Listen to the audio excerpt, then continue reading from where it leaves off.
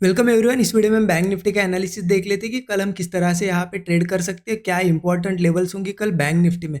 और देखिए आज का था मंडे के लिए हमने क्या एनालिसिस किया था। देखिए यहाँ पे भी आपको बैंक निफ्टी चार्ट पे एक लेवल दिख रही होगी। ये हमने प्रीवियस एनालिसिस जब किया था तभी मार्क करके रखी थी कि इसके ऊपर जब मार्केट आएगा हम कॉल साइड के ट्रेड देख सकते हैं। लेवल कौन सी थी? ये 44,180। मैंने आपको क्लियरली एक चीज बताई थी। अगर मैं आपको 15 मिनट चार्ट पे दिखाऊं, देखिए दिख जाएगा आपको क्लियर। ये हमारे यहाँ पे लेवल थी कि ये जो रेजिस्टेंस है इसके ऊपर अगर मार्केट सस्टेन करेगा तो हम जाके कॉल साइड का ट्रेड प्लान करेंगे। और उस तरह से यहाँ पे कॉल साइड का ट्रेड बना भी, अच्छा प्रॉफिट भी हुआ। मैं आपको एक्सप्लेन करता हूँ क्या कैसे था यहाँ पे।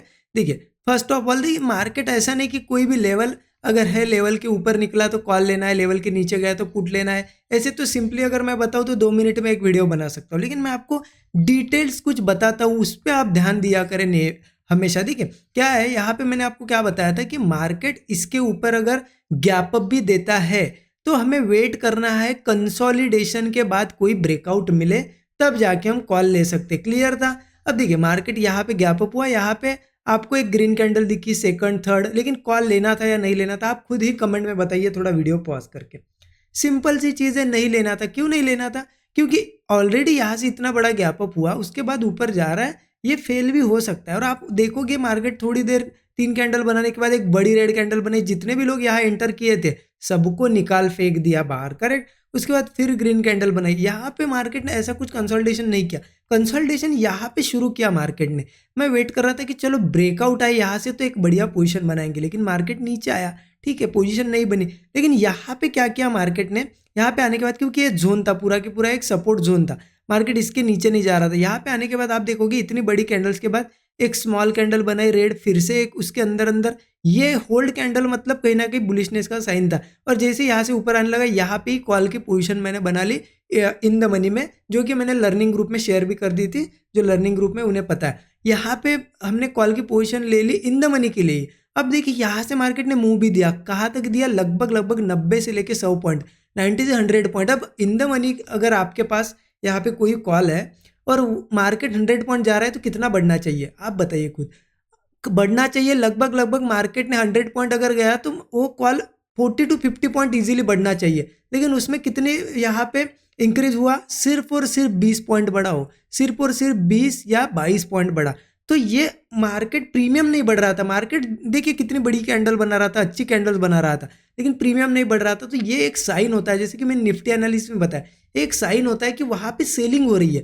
क्योंकि ऑप्शन मार्केट ऊपर जा रहा है, ऑप्शन का प्रीमियम अगर नहीं बढ़ रहा है मतलब कोई ना कोई सेलिंग कर रहा है। अब क्यों कर रहा था? यहाँ पे एक रेजिस्टेंस भी था, ठीक है, 100 पॉइंट मिल गए, मार्केट में मूव नहीं था। यहाँ पे हमने क्या किया, बुक कर ली पोजीशन 50% से ज्यादा, यहाँ पे 50% के अराउंड पोजीशन बुक कर ली और बाकी का एसएल कॉस्ट के ऊपर लेके आए थे, सो दैट यहाँ पे हमें लॉस नहीं देना था, क्योंकि प्रीमियम ही नहीं बढ़ रहे थे। आपको बताओ क्यों नहीं बढ़ रहे थे। देखिए क्या हुआ मार्केट में, यहाँ पे भी एक रेजिस्टेंस था। देखिए ये यहाँ पे देखिए, ये जो पहले जो सपोर्ट था ना, उसने आज रेजिस्टेंस का काम किया।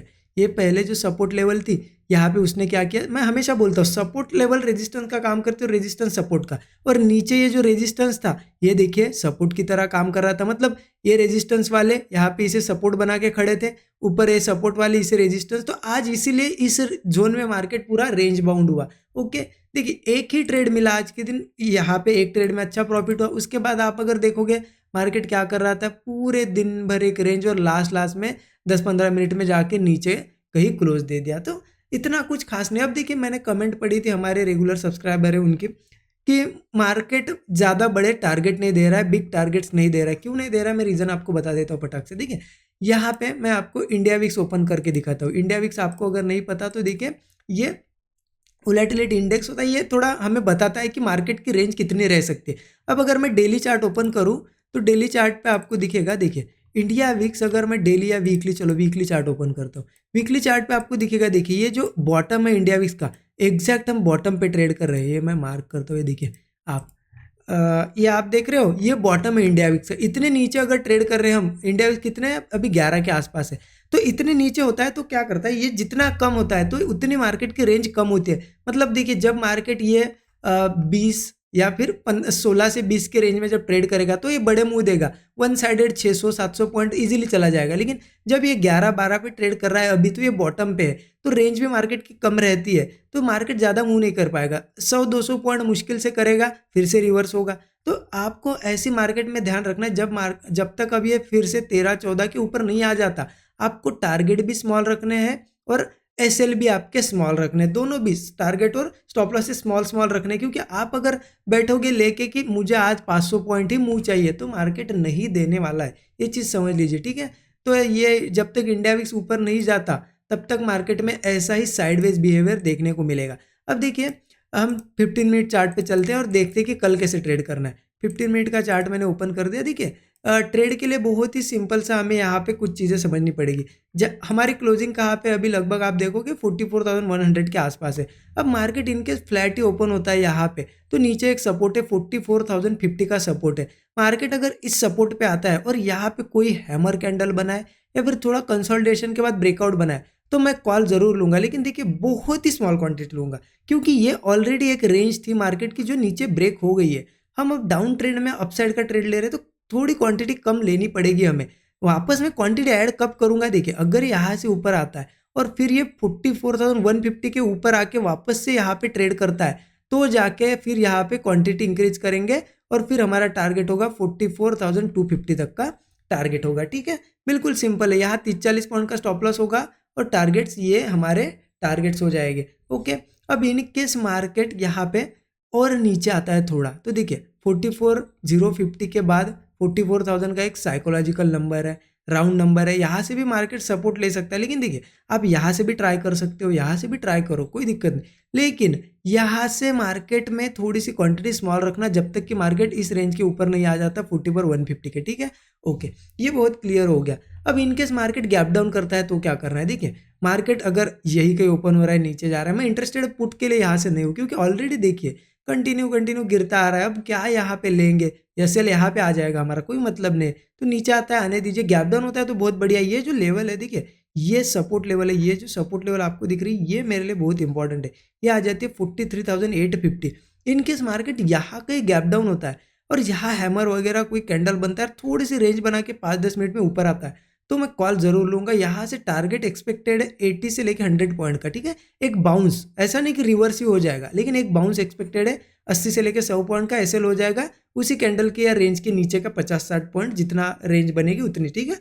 या फिर हैमर कैंडल बनेगी तो उसके नीचे का एसएल होगा, ओके। मार्केट नीचे कब जाएगा? पुट साइड के ट्रेड कब प्लान कर सकते हैं? जब मार्केट इस सपोर्ट के नीचे जाएगा। इन केस यहाँ से थोड़ा मार्केट ऊपर आने के बाद कोई रेंज बना के फिर नीचे अगर ब्रेक करता है 43,850, तो जाके हम पुट ले सकते हैं यहाँ पे।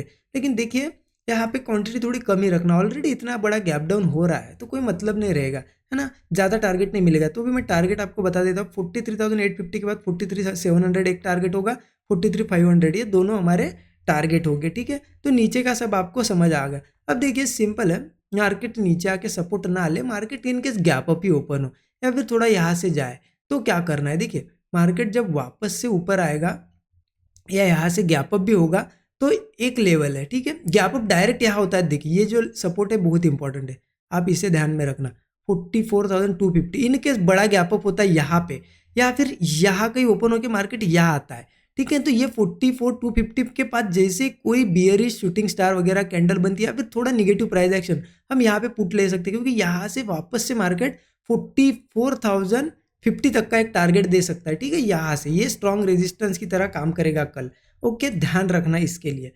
अगर मार्केट 44,250 के ऊपर भी आता है गैप अप के बाद या कहीं, लेकिन ध्यान रखिए 44,250 के ऊपर आने के बाद ये अगर सस्टेन ना करते फिर से 44,250 के नीचे आता है, तो भी हमें पुट लेना है, क्योंकि हो सकता है ब्रेकआउट दिखाए, लोगों को बिठाए और फिर नीचे आए, ओके, इसका ध्यान रखना।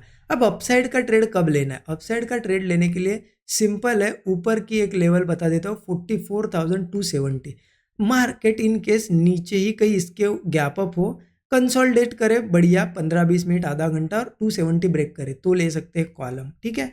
या फिर मार्केट सीधे इसके ऊपर गैप अप होता है और कंसोलिडेशन के बाद ऊपर निकलता है, ठीक है, मान लेते ये लेवल है 44,270, गैप अप हुआ, सस्टेन किया मार्केट, फिर एक ब्रेकआउट बनाया, तो हम कॉल ले सकते हैं।